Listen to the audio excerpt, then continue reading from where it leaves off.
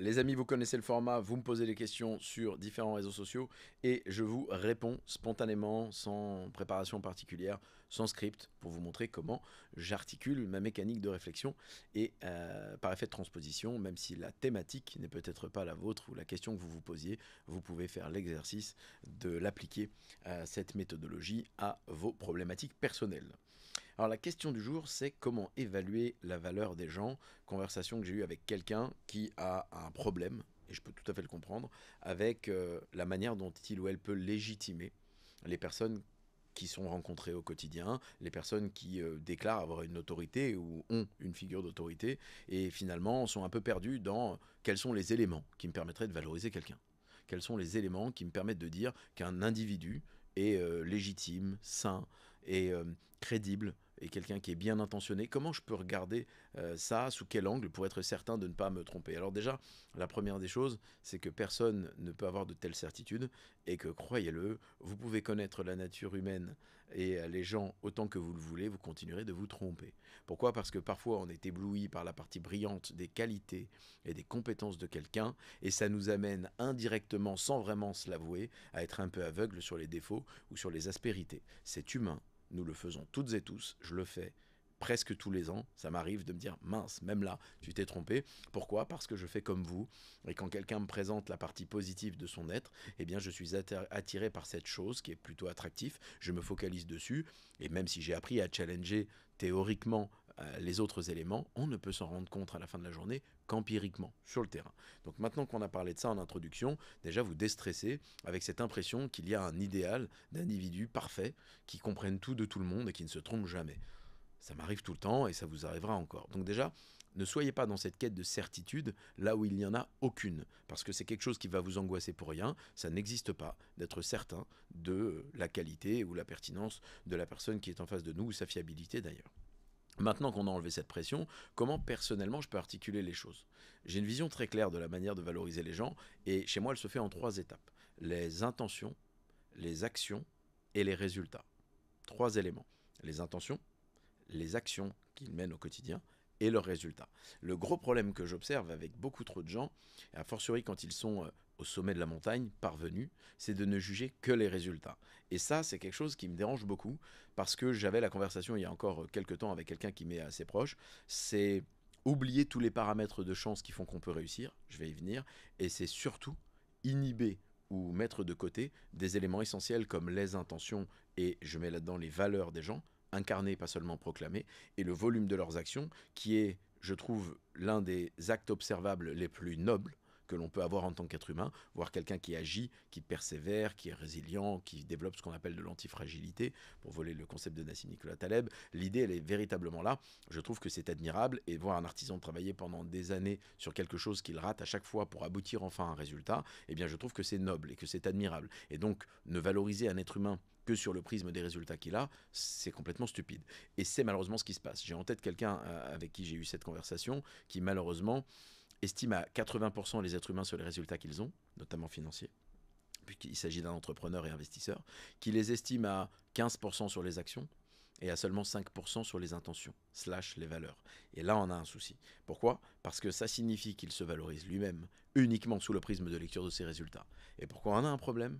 Parce que ça n'existe pas un être humain qui a une vie linéaire, parfaite, la croissance continue, il n'y a pas de souci, il y a toujours du succès, il y a toujours de l'argent. À un moment donné, on peut vivre des difficultés. Des périodes qu'on peut appeler des périodes de vache maigre, ou bien d'ailleurs des difficultés de santé. Et ce genre de déconvenues, quand elles arrivent, on ne les prévoit jamais. Moi, j'ai fait harakiri après ma première décennie entrepreneuriale. Je me suis retrouvé à passer de revenus à 6 chiffres à l'année, donc qui sont des objectifs que beaucoup d'entrepreneurs ont. Je parle de revenus dans ma poche, pas de chiffre d'affaires. Et je suis passé de ça à rien. Et un an après, j'avais 400 euros de fortune personnelle. 1er janvier 2020. Ça pique, vous voyez. Mais si la seule manière que j'avais eue, c'est de me valoriser sous le prisme de mes résultats et de valoriser tous les gens autour de moi que sous ce prisme de lecture-là, sous cet angle, bah malheureusement, c'est dépression, burn-out, malheureusement suicide. Il y a des gens qui font des bêtises parce que uniquement leur degré d'analyse n'était pas le bon et ils ne mettaient pas le curseur au bon endroit. On va essayer de mettre le curseur au bon endroit ensemble parce que ça me semble fondamental. Je n'ai pas jugé la personne que vous avez en face de vous uniquement à l'aune de ses résultats. Je ne me suis pas fait harakiri pour ensuite me plaindre de ne pas en avoir. J'ai fait harakiri parce que j'admirais la façon dont je menais les choses et j'étais fier de ça parce que ce qui me rend humain et ce qui me permet d'être heureux par ailleurs, c'est la cohérence entre mes valeurs, mes objectifs et les actions que je mène au quotidien.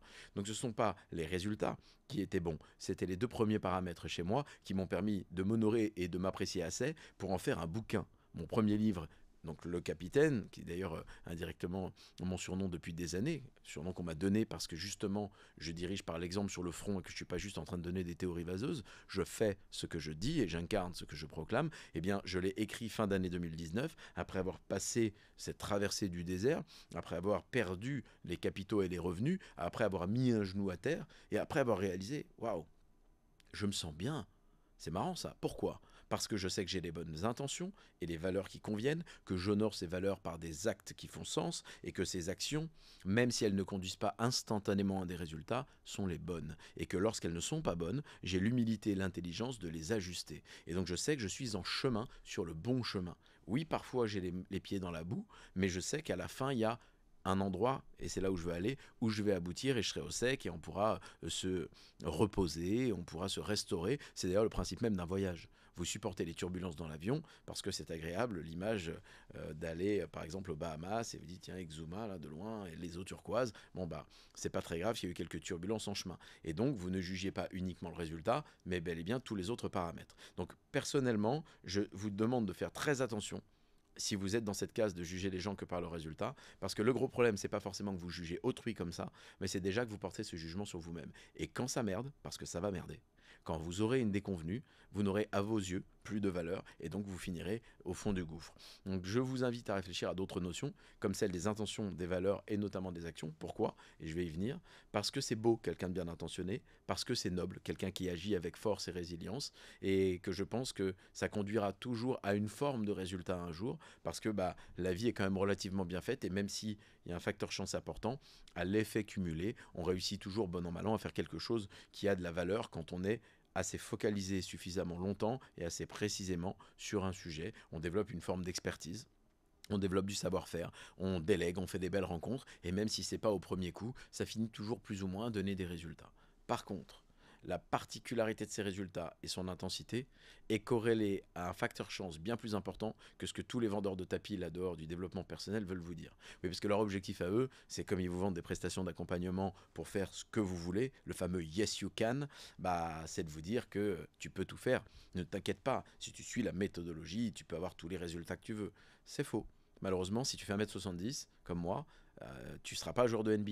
Et le problème de ce monde du développement personnel, c'est d'essayer de te faire croire que tu peux parce qu'ils utilisent un contre-exemple. Un contre-exemple n'a jamais été un élément d'argumentation dans une mécanique de réflexion objective qui est huilée. Le contre-exemple, c'est l'outil des imbéciles. Et ici, on n'est pas entre imbéciles heureux. On est heureux, mais on essaie d'être un peu plus smart. Donc la position que j'ai, c'est la suivante. Je ne vous dis pas que parce que Moxie Boggs, par exemple, dans les Hornets de Charlotte, je crois, faisait 1m68, était meneur en NBA, que cette occurrence est une récurrence ou une règle ou une loi. Je ne l'utilise pas pour vous dire, vous pouvez, vous aussi. Non, tu peux pas, oublie. Passons à autre chose. On s'arme de pragmatisme, on est adulte et on rentre dans quelque chose de beaucoup plus conscient. Le facteur chance dans le succès, c'est la même chose. Au même titre que non, tu peux pas, yes you can, devenir ce que tu veux, c'est une bêtise. La chance est un facteur fondamental. Je connais pas un individu qui a eu du succès dans la sphère entrepreneuriale ou celle de l'investissement qui n'a pas fondamentalement glissé sur une peau de banane à un moment donné, qui n'a pas eu le fameux alignement de planètes, la bonne rencontre. Oui, il y a des compétences par ailleurs. Oui, il y a beaucoup d'actions. Mais une corrélation n'est pas une causalité.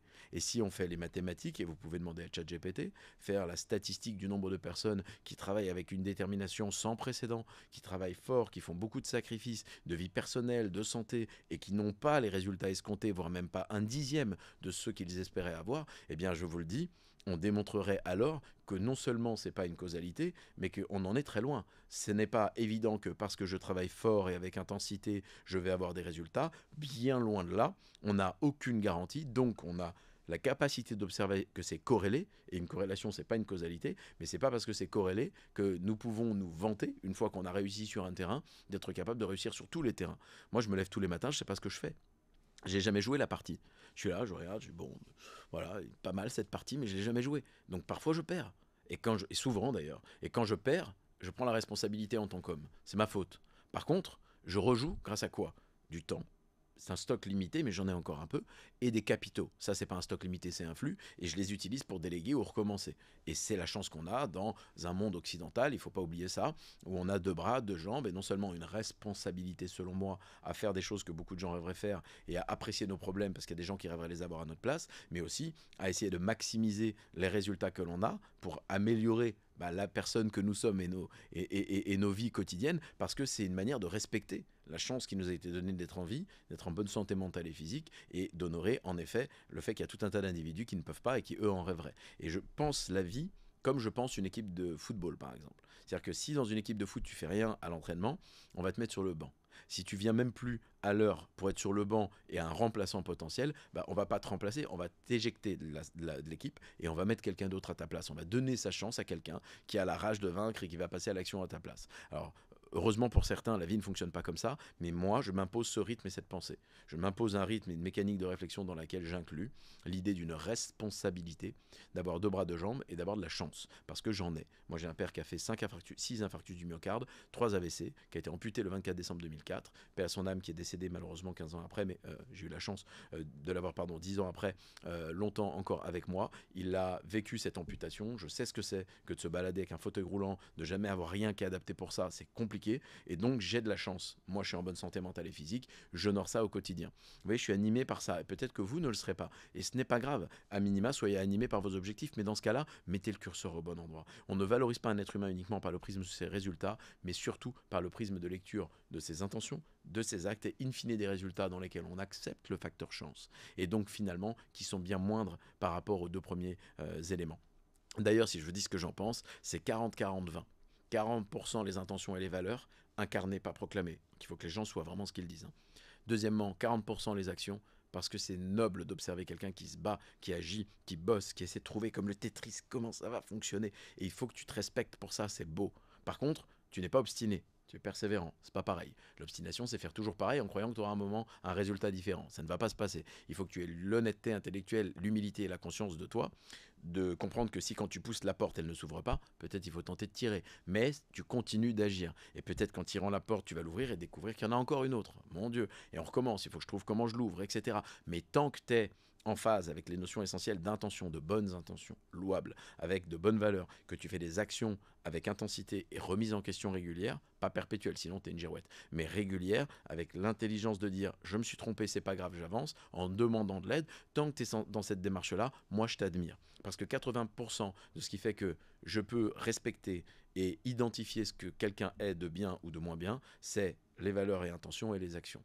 Et aucunement les résultats, c'est seulement 20%, puisque je sais malheureusement trop bien, on a rencontré des dizaines et des dizaines de milliers de personnes, parmi lesquelles des milliers d'entrepreneurs, qu'il n'y a pas de corrélation entre un travail dur et des résultats. Donc on ne peut pas dire à quelqu'un qui n'a pas de résultats, oui mais c'est parce que tu ne fais pas ce qu'il faut. Visiblement, je n'ai pas trouvé la manière dont je pouvais faire correspondre, je dirais, les 2 pièces du Tetris. C'est vrai, mais je suis en train de le faire. Et je le fais avec de bonnes intentions. Et je le fais sans me déshonorer. Je ne deviens pas un vendeur de tapis parce que je cherche le fameux raccourci. Vous voyez par exemple quelqu'un qui cherche les raccourcis. Moi je le juge de façon très négative parce que ces intentions-là, elles sont très très très faibles. C'est quelque chose que je ne trouve pas respectable. Donc moi je lui mets peut-être 1/20, tu vois, dans ce cas-là. Mais si jamais on est face à quelqu'un qui se dit je vais aller à la dure, intelligemment, à la dure ça veut pas dire qu'on n'est pas malin, mais je ne vais pas prendre de raccourci parce que j'estime que c'est important de pouvoir être fier de moi, de ne pas voler, de ne pas mentir, de ne pas manipuler, et donc que je décide de tenir cette ligne de conduite, je t'admire pour ça en tant qu'être humain. Et ça surprend souvent les gens du fait que je peux donner du temps à des individus qui m'entourent, et ça a toujours été, qui ne m'apportent entre guillemets rien, ou financièrement, qui sont secondaires dans mon équation. Et j'ai tout le temps eu des associés, des gens qui me disaient, mais Dompé, passe pas du temps avec lui, excuse-moi, mais proportionnellement, ça fait pas de sens, parce que c'est quelqu'un qui est pas productif, c'est quelqu'un qui arrive pas. Oui, mais j'estime ses intentions, j'estime la personne qu'il est et les actions qu'il mène ou qu'elle mène au quotidien. Et vous voyez, c'est important pour moi de vous le partager parce que je pense qu'on fait erreur quand on a le mauvais angle et le mauvais prisme de lecture. Je conclurai en vous disant quelque chose qui me semble essentiel et je pense que je vous le répéterai dans pas mal de contenus pour le coup. Parce que vous avez aussi un problème dans l'évaluation des êtres humains, mais dans les rapports hommes-femmes parfois. Et souvent je le dis, moi je suis un roi. Ce n'est pas arrogant, hein. C'est-à-dire que j'agis comme un monarque. Et quand je dis que c'est pas arrogant, c'est que c'est pas un roi, on me doit rien, c'est l'inverse. Le premier critère d'un monarque qui se respecte, c'est la responsabilité. J'ai une responsabilité, je m'occupe de moi-même, je m'occupe de ma famille, de mon entreprise, je suis responsable. Je sais être ferme quand il le faut, magnanime à d'autres moments. Je suis à l'écoute, mais je ne suis pas non plus capable de tolérer tout et n'importe quoi sous le simple fait et principe on me donne des excuses qui sont répétitives sur des problématiques qui au début étaient une erreur et qui parce qu'ils se répètent sont la manifestation de ce qu'on appelle un choix. Et je sais être très dur là-dessus. Je sais m'entourer et évidemment changer les personnes qui sont dans mon entourage si je ne peux pas changer les gens, puisque malheureusement, quand un être humain a une façon de fonctionner qui est assez illogique, il a tendance à le garder pendant longtemps. Regarde cette chaîne, ça peut t'aider. Et je fais ce qu'il faut. Je suis également une personne qui sait faire front quand il faut aller sur le champ de bataille. Mais je ne le fais pas n'importe comment. Un roi qui est intelligent et qui est un monarque expérimenté sait que l'art de la guerre réside plus dans le fait de ne pas avoir de conflit et de faire des accords que de se battre. Quand il s'agit d'être de front sur la thématique d'un combat, il est plus opportun souvent de tourner le dos et de passer à autre chose que d'aller bêtement avec une espèce d'épée en bois contre un char d'assaut. Donc on sait raisonner de façon proportionnelle. On ne laisse pas la place à l'ego de la mauvaise manière. L'ego et la fierté sont des éléments importants en tant qu'homme, et ils le sont pour moi, mais ils ne s'expriment pas sans mon contrôle. Ils ne s'expriment pas n'importe comment. Ils ne s'expriment pas de façon disproportionnée. C'est pour ça que je vous dis que j'estime être le roi de ma propre vie et agir comme un monarque. Mais si je vous parle de cette image intéressante, monarchique, c'est pour une raison bien précise. Parce que là dehors, je vois beaucoup trop de gens qui estiment les gens autour d'eux à la taille des coffres, à la taille du royaume, à la taille de l'armée, à la beauté de la femme, à la taille de tout, à la taille du château, et non pas aux éléments structurels qui font d'un homme un roi ou d'une femme une reine.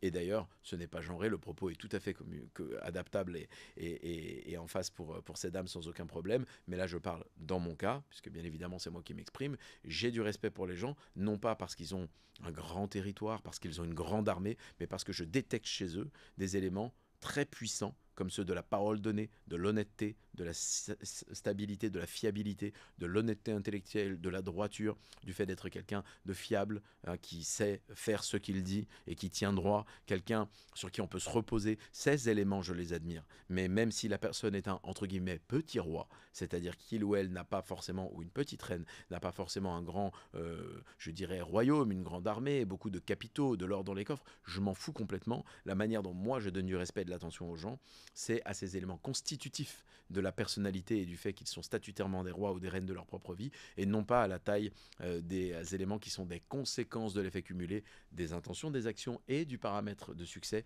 qui est en effet à 90% selon moi, mu par beaucoup plus de chances qu'on ne veut l'admettre.